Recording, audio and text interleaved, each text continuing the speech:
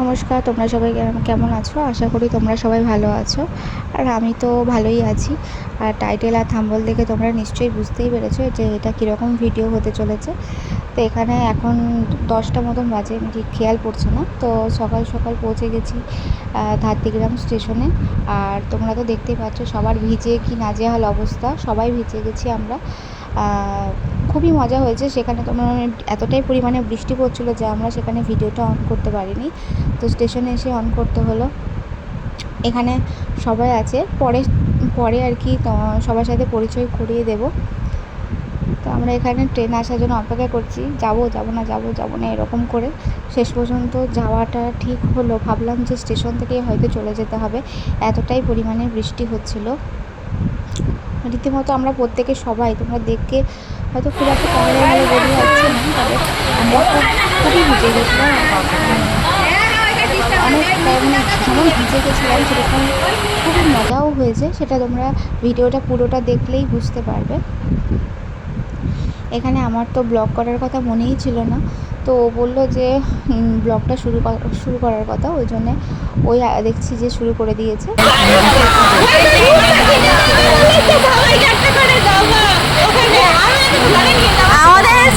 আমরা তো এরকম ভিজে গেছি, আমাদের জামা রূপসা কিনে দেবে বলেছে, যেহেতু রূপসাই হুজুরটা দিয়েছিল।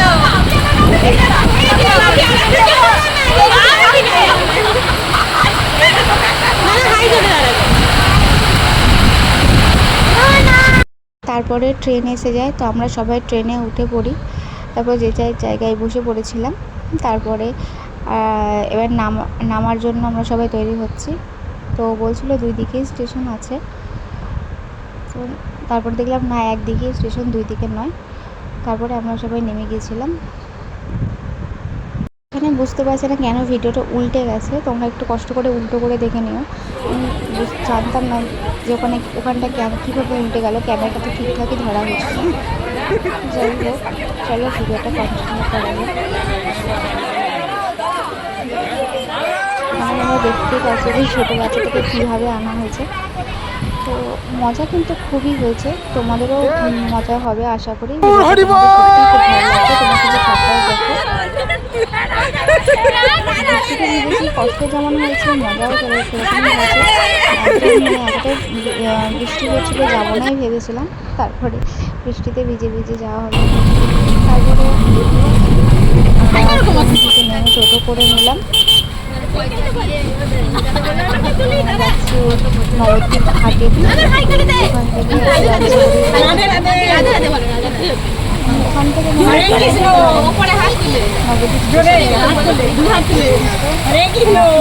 নবদ্বীপ স্টেশন থেকে বিষ্ণুপ্রিয়াতে আমরা নেমেছিলাম। বিষ্ণুপ্রিয়া থেকে আমরা নবদ্বীপ ঘাটে গেছিলাম, 15 টাকা ভাড়ায় গিয়েছিলাম। তো এদিকে দেখো নবদ্বীপের কী অবস্থা, পুরো এখানে 1 হাঁটু করে জল, অনেকটাই জল। এখানে কোনো টোটো সেরকম 15 টাকা ভাড়ায় আসতেই চাইবে না, তো কিছুতেই চাইবে না। আর আমরা জোর করি যে না, তোমাদেরকে যেতেই হবে, কী করে আমরা এতটা এইভাবে যাব। তো 20 টাকা 25 টাকা এরকম ভাড়া বলছিল। তো যাই হোক, তারপরে কিছুটা এসে দেখি এই দিকটায় অতটা জল নেই, জল কমে যাচ্ছে, মানে 1 হাঁটুটা আর নেই, 1 হাঁটু থেকে অনেকটা নিচে। তারপরে আমরা পৌঁছে যাই।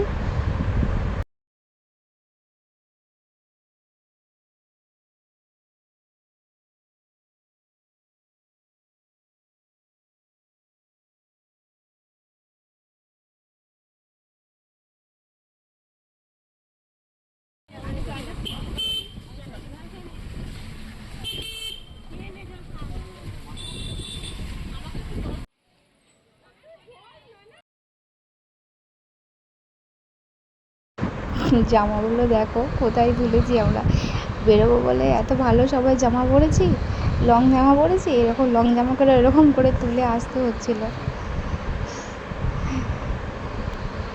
তো জামাগুলো এখন কাদাও হয়েছিল। তারপরে এই দেখো এখানে আমরা চলে এসেছি লঞ্চের দিকে। প্রচুর ভিড় ছিল, আমরা ভেবেছিলাম কি যে বৃষ্টি হচ্ছে বোধহয় ভিড় হবে না, ফাঁকায় ভালোইভাবেই ঘুরে আসতে পারবো, কিন্তু না। তারপরে দেখো প্রচুর ভিড়, সবাই মানে মায়াপুর যাওয়ার জন্যে, মানে সবাই এখানে সবাই মায়াপুর যাবে। তো তো তোমরা দেখো এদিকে নৌকোতেও কিন্তু ভিড় কম নয়, নৌকোর দিকেও কিন্তু ভালোই ভিড় আছে। নৌকোতেও যেমন ভিড়, লঞ্চগুলোতেও সেরকমই ভিড়। তারপরে আর কি, তারপরে আমরা লঞ্চে উঠে যাই।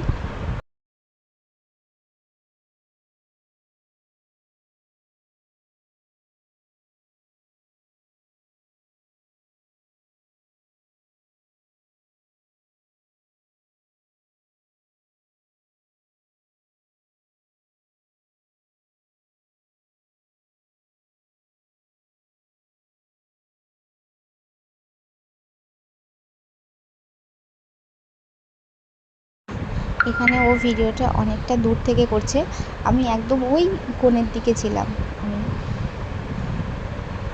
আমাকে দেখাই যাবে না, কারণ আমি আমার আরেকটা ভাগ্নি একদম ওই দিকের কোণের দিকে ছিলাম।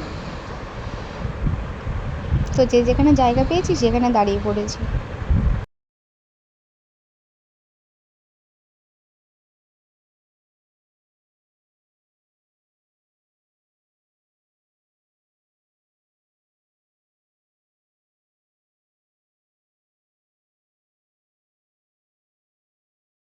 দূর থেকে মায়াপুরটা দেখার চেষ্টা করছি।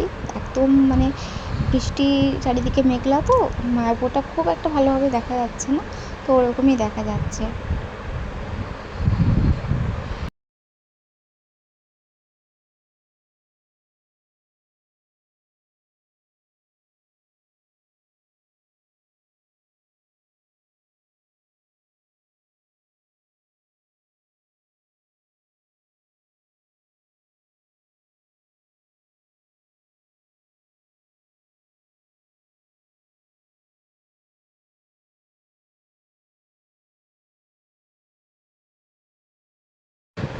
তারপরে আমরা সবাই লঞ্চ থেকে নেমে যাই, যে যেভাবে পারি সেভাবে নেওয়ার চেষ্টা করি।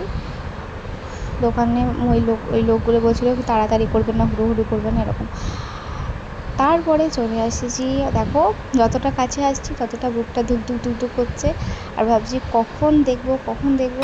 আর আমার কিন্তু অনেক দিন পরে আসলে লাইনের যে আমরা সবাই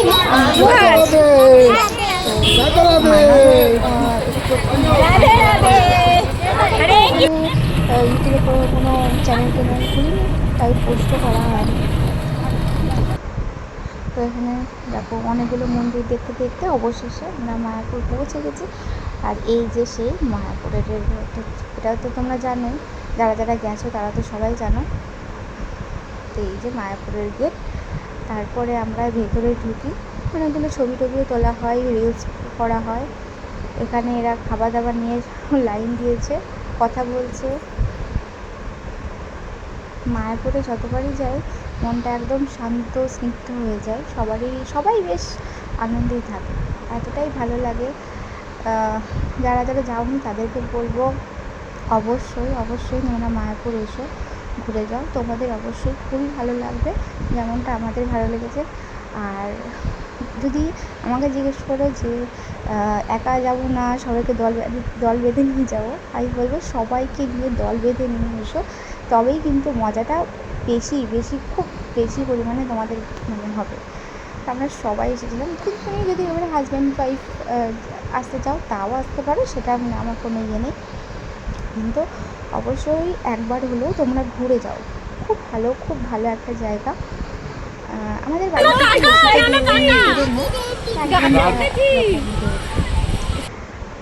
তো দেখো এখানে খাবার লাইন পড়ে, যখন অনেক ভিড় হয়ে যায় না তখন এখানটায় লাইন পড়ে, মানে 7 ভাগ ঘোরে, এখানটায় 7টা আছে, 7 ভাগ ঘোরে। দেখো এখানে আমাদের কিন্তু খাওয়া দাওয়া হয়ে গিয়েছিলো, আমরা খাওয়া দাওয়া করে এখানটা একটু বসে রেস্ট নিচ্ছিলাম, আর দিদিরা ওখানে খাচ্ছিলো, তো এখানে একটু বসেও ছিলাম। এখানে কিন্তু অনেক কিছুই দিয়েছিলো, সেইগুলো আর কি নেওয়া হয়নি, কারণ এখানে এলে ফোন জমা দিতে হয়, তো ফোন জুতো এগুলো জমা দিয়ে দিতে হয়, তো তখন আমাদের ফোনটা ওইখানেই ছিল, তাই আর খাওয়ার ভিডিওগুলো করা হয়নি। তো ওখানে তোমরা কিছু মনে করো না। তারপর দেখো এখানে আমরা অনেক ছবি তুলেছি, রিলস পোস্ট করেছি, তোমরা নিশ্চয়ই দেখেছো। এই জায়গাটা কিন্তু খুব সুন্দর, পার্কের মতো, এটা পার্ক বলে। আর ওই দিকে দেখো ওইখানে ফোয়ারাটা আমার মেয়ে দেখবে বলে খুব করছিলো, ওই জন্যে ওকে ফোয়ারাটা দেখাতে নিয়ে যাচ্ছি। এখনই ফোয়ারাটা আর কি ইয়ে হলো, 4টে বাজে এখন আর কি। এখন আমরা বাড়ির দিকে বেরোবো, এইটা দেখেই বাড়ির দিকে বেরোবো। অনেক মানে ক্লান্ত হয়ে গেছি, সবারই পায়ে ব্যথা, কোমরে ব্যথা, এতটাই হাঁটাহাঁটি হয়েছে তো সবারই পায়ে কোমরে ব্যথা হয়ে গেছে। এখানে দাঁড়িয়ে দাঁড়িয়ে আমি ওখানে ফোয়ারাটা দেখছি, খুব ভালো লাগে এই ফোয়ারা দেখতে, আমার অনেকটা দূর থেকে বেশ ভালো লাগে।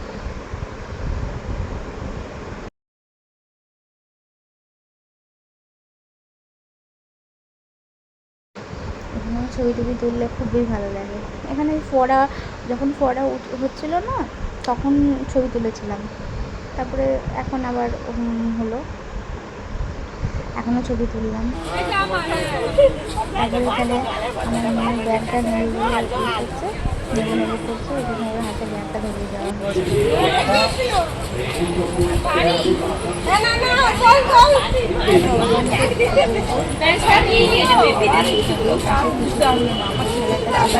পারি, সবাই যেন একসাথে থাকি, তোমার ইচ্ছে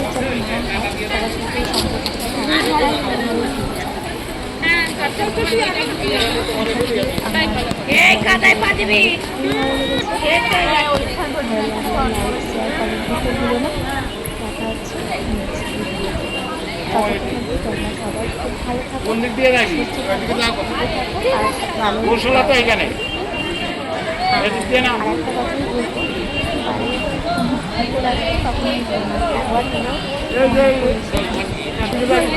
সম্পর্ক